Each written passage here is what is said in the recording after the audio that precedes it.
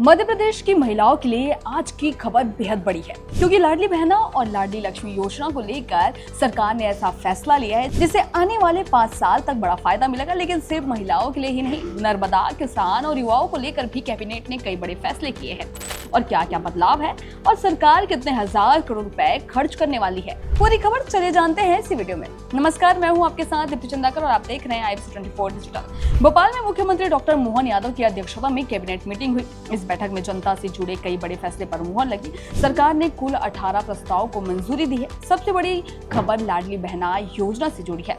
सरकार ने इस योजना को अगले 5 साल तक जारी रखने का फैसला लिया है। इस दौरान योजना पर 1,14,365 करोड़ रुपए खर्च किए जाएंगे। इसके साथ ही लाडली लक्ष्मी योजना भी अगले 5 साल तक जारी रहेगी। इस योजना के लिए 16,326 करोड़ रुपए का प्रावधान किया गया है। यानी महिलाओं और बेटियों से जुड़ी इन दोनों योजनाओं पर अगले 5 साल में 1,30,000 करोड़ रुपए से ज्यादा खर्च किए जाएंगे।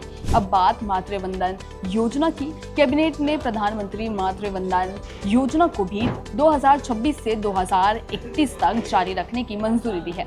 इसके लिए 5 साल में 2,137 करोड़ रुपए खर्च होंगे। अब बात करते हैं हेल्थ सेक्टर की। प्रदेश में स्वास्थ्य से जुड़ी कई मौजूदा योजनाओं को अगले 5 साल तक जारी रखने का फैसला हुआ है। इसमें सब हेल्थ सेंटर, अस्पतालों की सुविधाएं और नए अस्पताल भवनों से जुड़े काम शामिल है। इसके अलावा आशा कार्यकर्ताओं को मिलने वाला एडिशनल इंसेंटिव भी जारी रहेगा। इन हेल्थ स्कीम के लिए अगले 5 साल में 11,835 करोड़ रुपए मंजूर किए गए हैं। अब बात उस फैसले की जिसका सीधा कनेक्शन नर्मदा नदी से है। सरकार ने निर्मल एवं अविरल मां नर्मदा मिशन यानी नमन मिशन के गठन को मंजूरी दी है। इस मिशन का फोकस नर्मदा नदी का संरक्षण, पानी की स्वच्छता, पॉल्यूशन को रोकना और नर्मदा से जुड़े डेवलपमेंट वर्क्स को बेहतर तरीके से आगे बढ़ाना होगा।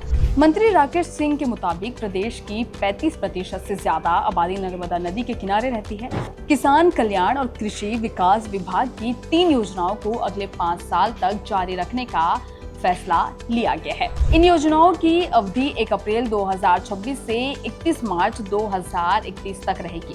वहीं रोड डेवलपमेंट को लेकर भी बड़ा फैसला हुआ है। मध्य प्रदेश सड़क विकास निगम में 35 नए पद बनाए जाएंगे। इसके अलावा पहले से मंजूर 7 पदों को भी अगले 5 साल तक जारी रखने की मंजूरी दी गई है। अब बात साइंस और टेक्नोलॉजी की। विज्ञान और प्रौद्योगिकी विभाग की 3 योजनाओं को अगले 5 साल तक जारी रखने की मंजूरी दी गई है। इन योजनाओं के लिए 492 करोड़ रुपए से ज्यादा की राशि तय की गई है। इसमें रिसर्च, इनोवेशन, प्लानिंग और साइंस को आम लोगों तक पहुंचाने जैसे काम शामिल होंगे। मंत्री राकेश सिंह ने बताया कि अभिविज्ञान एवं प्रौद्योगिकी विभाग का बजट 734 करोड़ रुपए है, जबकि कांग्रेस सरकार के समय ये सिर्फ 7 करोड़ रुपए था। इसके अलावा पुलिस डिपार्टमेंट से जुड़े 2 मेडिकल बिल्स के भुगतान को मंजूरी दी गई है। एक रिटायर्ड वनपाल के खिलाफ डिसिप्लिनरी एक्शंस को भी मंजूरी मिली है। इसमें नुकसान की राशि की रिकवरी और 10% पेंशन को 3 साल तक रोकने का फैसला शामिल है। एक रिटायर्ड कॉर्पोरेटिव इंस्पेक्टर के खिलाफ डिपार्टमेंटल इंक्वायरी शुरू करने को भी मंजूरी दी गई है। इसके अलावा अलग अलग कोर्ट केसेस से जुड़े कई प्रस्तावों को भी कैबिनेट में मंजूरी दी गई है। वहीं कृषि विज्ञान केंद्र के निर्माण के लिए सीहोर जिले में 20 हेक्टेयर जमीन आवंटित करने का फैसला हुआ है। कुल मिलाकर इस कैबिनेट मीटिंग में महिलाओं, बेटियों, किसानों, युवाओं, हेल्थ, नर्मदा और साइंस टेक्नोलॉजी से जुड़े कई अहम फैसले लिए गए हैं। अब इन फैसलों का ग्राउंड लेवल पर कितना असर दिखाई देता है, ये देखना काफी अहम होगा। ऐसी ही मध्य प्रदेश और देश दुनिया की हर बड़ी खबर के लिए जुड़े रहिएगा IBC24 डिजिटल के साथ।